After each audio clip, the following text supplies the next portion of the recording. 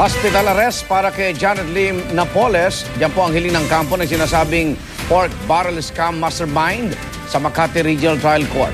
Kasabay ng hilinding maipasuri ang naranasan daw niyang malalang pagdurugo. Ang pagpapakonfine sa ospital, depende pa naman daw sa medical check-up kung lumabas na ngang seryoso ang kanyang kondisyon. Nakakulong si Napoles dahil sa kasong serious illegal detention, saksi si Ian Cruz. They're not invoking at all hospital arrest. Sabi nga nila, nabenta na yun eh. Ito ang pahayag ng dating abogado ni Janet Lim Napoles isang araw matapos makulong sa Makati City Jail ang sinasabing pork barrel scam mastermind at sa mahabang panahon na natiling ganyan ang posisyon ng kanyang kampo kahit pa panay ang pagpapalutang ng problema sa kalusugan ni Napoles.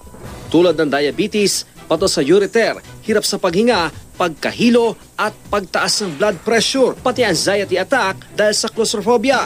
Pero kanina, kasabay ng paghahain ng urgent motion to conduct medical examination sa Makati RTC Branch 150, hiniling na ng kampo ni Napoles na mapagbigyan siya na maisailalim sa hospital arrest. Depende raw yan sa kalalabasan ng pagsusuri at payo ng mga doktor at kung kailanganing ma-confine si Napoles. Oktubre pa raw kasi nakararanas ng grabing pagdurugo o profuse menstrual bleeding si Napoles na lumala pa at naging araw-araw nitong nakalipas na 2 linggo. 10 kilo ng araw ang ibinaba ng kanyang timbang.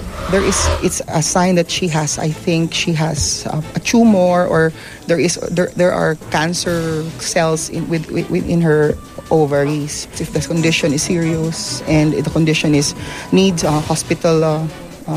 hospitalization, then we are also asking the courts for that.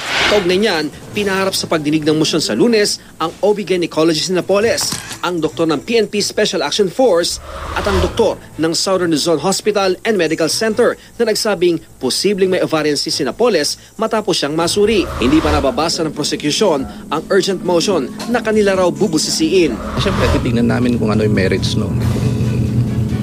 Kung talagang she needs it, wala namang tayong problema. Bago nito, ibinasura ng Makati RTC ang bail petition ni Napoles na iapila raw ng depensa. Aakit namin sa Court of Appeals on certiorari. Ginagawa na. As soon as possible. Medyo mahaba din kasi yun eh. Sakaling pagbigyan sa hiling na hospital arrest, madadagdag si Napoles sa listahan ng mga personalidad na nagkasakit habang nakakulong.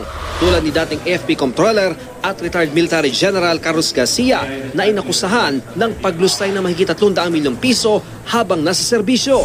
Dating Agriculture Undersecretary Jok Bolante na nadawi sa 728 million peso fertilizer fund scam.